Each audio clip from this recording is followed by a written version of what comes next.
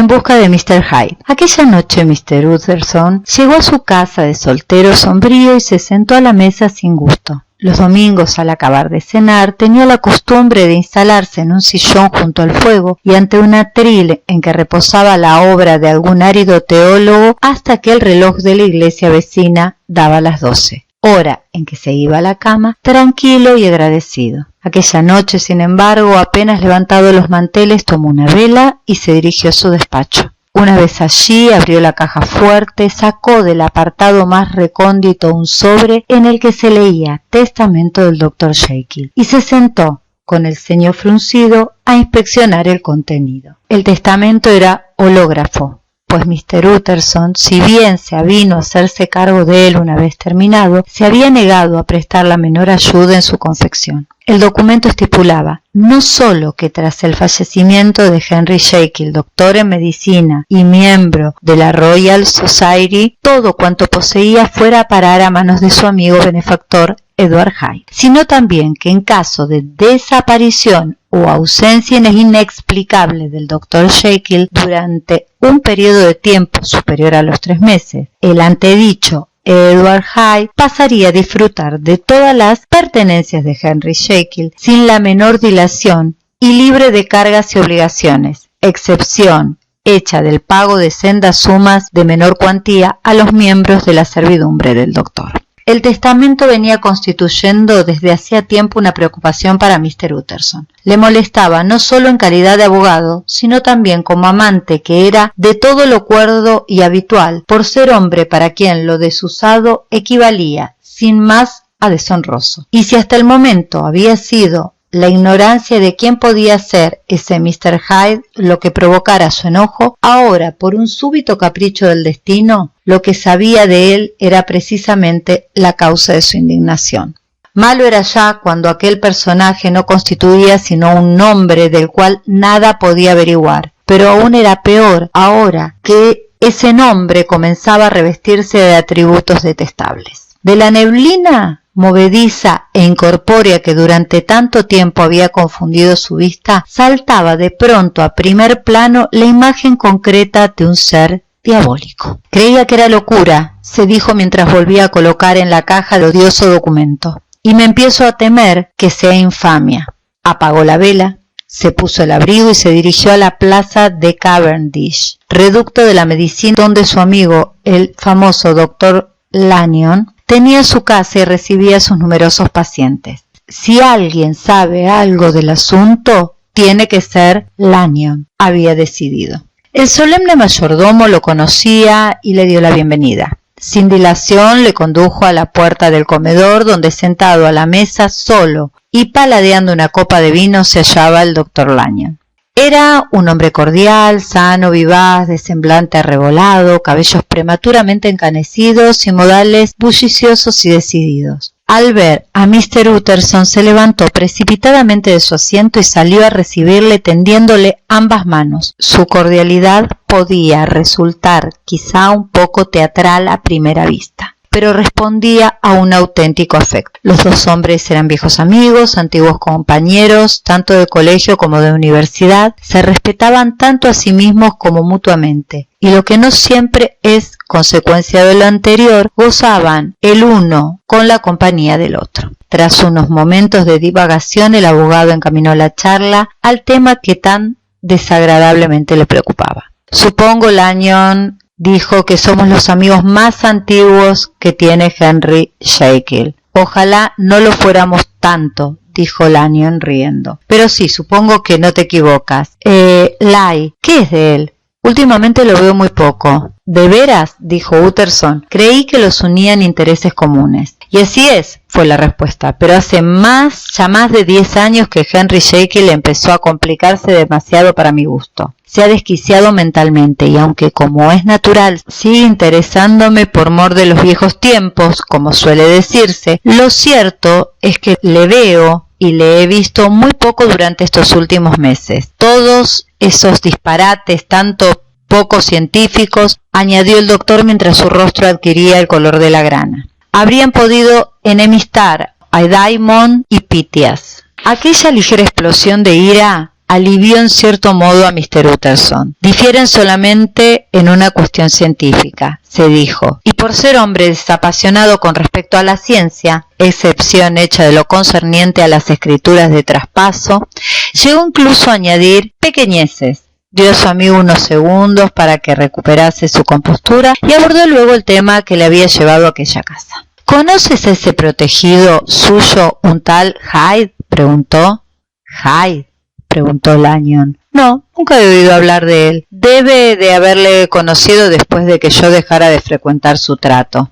Esa fue toda la información que el abogado pudo llevarse consigo al lecho, grande y oscuro, en que se revolvió toda la noche hasta que las horas del amanecer comenzaron a hacerse cada vez más largas. Fue aquella una noche de poco descanso para su cerebro, que trabajó sin tregua, enfrentado solo con la oscuridad y acosado por infinitas interrogaciones. Cuando las campanas de la iglesia cercana a la casa de Mr. Utterson dieron las 6, este aún seguía meditando sobre el problema. Hasta entonces solo le había interesado en el aspecto intelectual, pero ahora había captado, o mejor dicho, esclavizado su imaginación, y mientras Utterson se revolvía en las tinieblas de la noche y de la habitación velada por espesos cortinajes, la narración de Mr. Enfield desfilaba ante su mente como una secuencia ininterrumpida de figuras luminosas. Veía primero la infinita sucesión de farolas en una ciudad hundida en la noche, luego la figura de un hombre que caminaba a buen paso, la de una niña que salía corriendo de la casa del médico y como al fin las dos figuras se encontraban. Aquel Juggernaut humano atropellaba a la chiquilla y seguía adelante sin hacer caso de sus gritos. Otras veces veía un dormitorio de una casa lujosa donde dormía su amigo sonriendo a sus sueños. De pronto la puerta se abría, las cortinas de la cama se separaban y una voz desesperaba al durmiente. A su lado se hallaba una figura que tenía poder sobre él, e incluso a esa hora de la noche, Jekyll no tenía más remedio que levantarse y obedecer su mandato. La figura que aparecía en ambas secuencias obsesionó toda la noche al abogado, que si en algún momento cayó en un sueño ligero fue para verla deslizarse furtivamente entre mansiones dormidas o moverse cada vez con mayor rapidez hasta alcanzar una velocidad de vértigo entre los laberintos de una ciudad iluminada por farolas, atropellando a una niña en cada esquina y abandonándola a pesar de sus gritos. Y la figura no tenía cara por la cual pudiera reconocerla. Ni siquiera en sus sueños tenía rostro. Y sí lo tenía.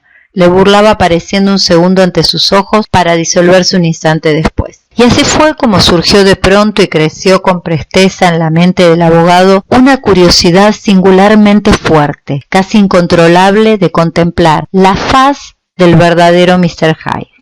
Si pudiera verla, aunque solo fuera una vez, pensó, el misterio se iría disipando, y hasta puede que se desvaneciera totalmente, como suele suceder con todo acontecimiento misterioso cuando se le examina con detalle. Podría averiguar quizá la razón de la extraña predilección o servidumbre de mi amigo, llámela como se quiera, y hasta aquel sorprendente testamento. Al menos valdría la pena ver el rostro de un hombre sin entrañas, sin piedad, un rostro que solo tuvo que mostrarse una vez para despertar en la mente del poco impresionable Enfield un odio imperecedero. Desde aquel día empezó Mr. Utterson a rondar la puerta que se abría a la callejuela de las tiendas. Lo hacía por la mañana antes de acudir a su despacho, a mediodía, cuando el trabajo era mucho y el tiempo escaso por la noche, bajo la mirada de la luna que se cernía difusa sobre la ciudad, bajo las luces y a todas horas, ya estuviera la calle solitaria o animada. El abogado montaba guardia en el lugar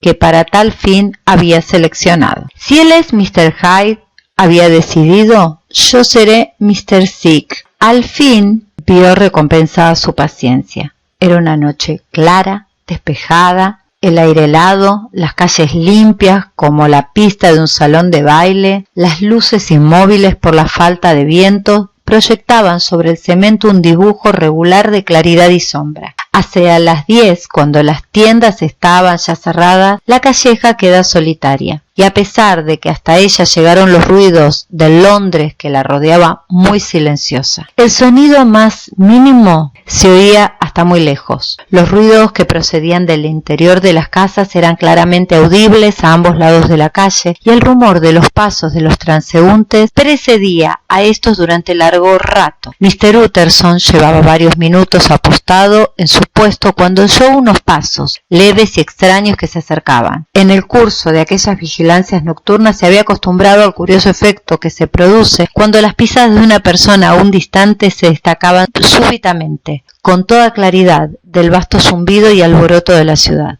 Nunca, sin embargo, habían acaparado su atención de forma tan aguda y decisiva, y así fue como se ocultó en la entrada del patio sintiendo un supersticioso presentimiento de triunfo. Los pasos se aproximaban rápidamente y al doblar la esquina de la calle sonaron de pronto mucho más fuerte. El abogado miró desde su escondite, pronto pudo ver con qué clase de hombre tendría que entendérselas.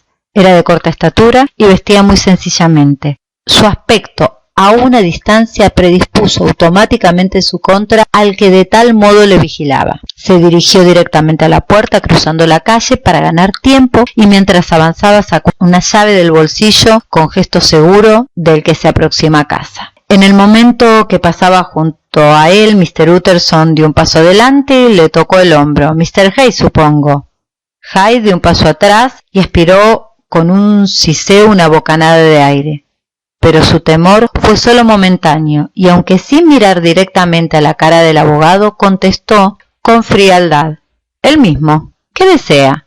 «He visto que iba a entrar». «Y», respondió el abogado, «verá usted, yo soy un viejo amigo del Dr. Jekyll. Mr. Utterson de la calle Ground debe de conocerme de nombre. Al verle llegar tan oportunamente he pensado que quizá me permitiera usted entrar». «No encontrará al Dr. Jekyll. Está fuera», respondió Mr. Hyde mientras soplaba en el interior de la llave. Y luego continuó sin levantar la vista: «¿Cómo me ha reconocido? ¿Querrá usted hacerme un favor?», preguntó Mr. Utterson. «Desde luego», replicó el otro. «¿De qué se trata? ¿Me permite que le vea la cara?», preguntó el abogado.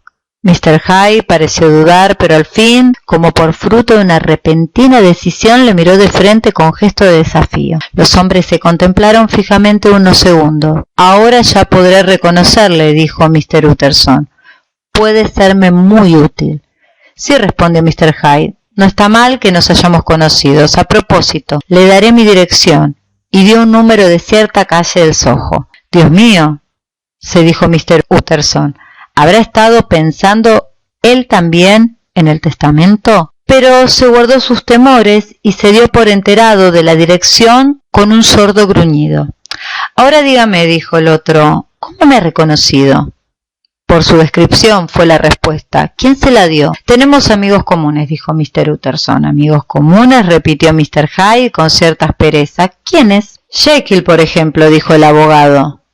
«Él no le ha dicho nada», gritó Mr. Hyde en un acceso de ira. «No le creía a usted capaz de mentir». «Vamos, vamos», dijo Mr. Utterson.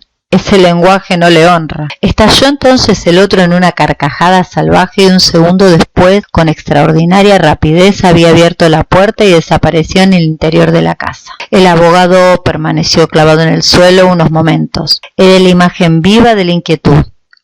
Luego echó a andar calle abajo, parándose a cada paso y llevándose la mano a la frente como si estuviera sumido en una profunda duda. El problema con que se debatía mientras caminaba eran de esos que difícilmente llegan a resolverse nunca. Mr. Hyde era pequeño, pálido, producía impresión de deformidad sin ser efectivamente contrahecho. Tenía una sonrisa desagradable, se había dirigido al abogado con esa combinación criminal de timidez y osadía y hablaba con una voz ronca, baja, como entrecortada. Todo ello naturalmente predisponía en su contra, pero aún así no explicaba el grado, hasta entonces nunca experimentado, de disgusto, repugnancia y miedo que le había despertado en Mr. Utterson. «Debe haber algo más», se dijo perplejo el caballero. «Tiene que haber algo más, pero ese hombre no parece ser humano. Tiene algo de troglodita». por decirlo así. ¿Nos hallaremos quizá ante una nueva versión de la historia del Dr. Fell? ¿O será la mera irradiación de un espíritu malvado que trasciende y transfigura su vestidura de barro? Creo que debe ser esto último. Mi pobre amigo Henry Jekyll, si alguna vez he leído en un rostro la firma de Satanás, ha sido en el de tu nuevo amigo. Saliendo de la callejuela,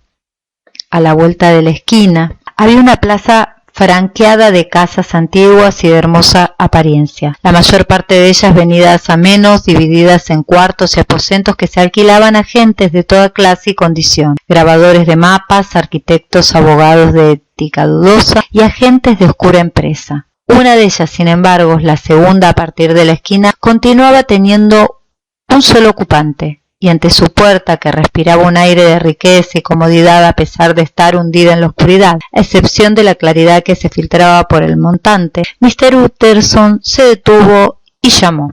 Un sirviente bien vestido y de edad avanzada salió a abrirle. ¿Está en casa el doctor Mr. Jekyll, Poole?, preguntó el abogado. Iré a ver, Mr. Utterson, dijo el mayordomo, mientras hablaba. Hizo pasar al visitante a un salón grande y confortable de techo bajo y pavimento de losas caldeado, según es costumbre en las casas de campo, por un fuego que ardía alegremente en la chimenea y decorado con lujosos armarios de roble. ¿Quiere esperar aquí junto al fuego, señor, o prefiere que le lleve luz al comedor? Esperaré aquí, gracias, dijo el abogado. Se aproximó después a la chimenea y se apoyó en la alta rejilla que había ante el fuego. Se hallaba en la habitación favorita de su amigo el doctor, una estancia que Utterson no habría tenido el menor reparo en describir como la más acogedora de Londres. Pero esa noche sentí un estremecimiento en las venas. El rostro de Hyde no se apartaba de su memoria. Experimentaba cosa rara en él, náusea y repugnancia por la vida. Dado el estado de ánimo en el que se hallaba, creía leer una amenaza en el resplandor del fuego que se reflejaba en la pulida superficie de los armarios y en el inquieto danzar de las sombras en el techo. Se avergonzó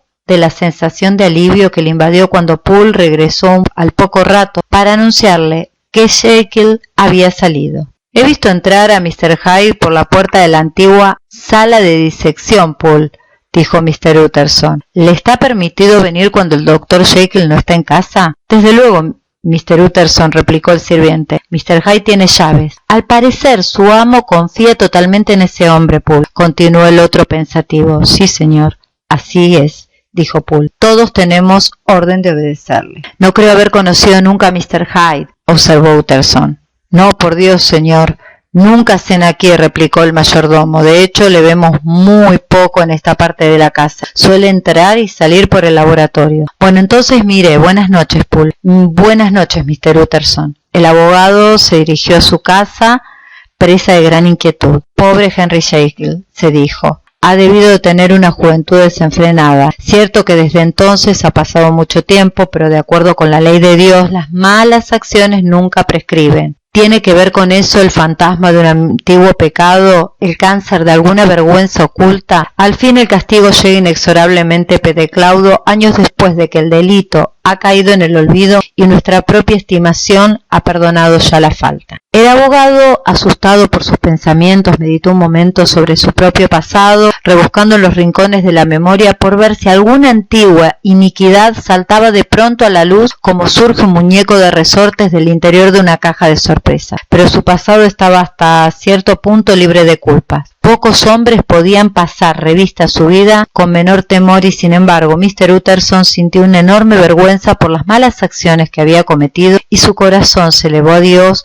con gratitud por las muchas otras que había estado a punto de cometer y que sin embargo había evitado. Mientras seguía meditando sobre este tema, su mente se iluminó con un rayo de esperanza. Pero ese Mr. Hyde, se dijo, debe de tener sus propios secretos. Secretos negros a juzgar por su aspecto, secretos al lado de los cuales el peor crimen del pobre Jekyll debe brillar como la luz del sol. Las cosas no pueden seguir como están. Me repugna pensar que ese maligno pueda rondar como un ladrón al lado mismo del lecho del pobre Henry. Desgraciado Jekyll, qué amargo despertar. Y encima el peligro que corre, porque si ese tal Hyde llega a sospechar de la existencia del testamento, puede impacientarse por heredar. Tengo que hacer algo inmediatamente. Si Jekyll me lo permitiera, y luego añadió, si Jekyll me permitiera hacer algo, porque una vez más veía con los ojos de la memoria tan clara como la transparencia misma las raras estipulaciones del testamento.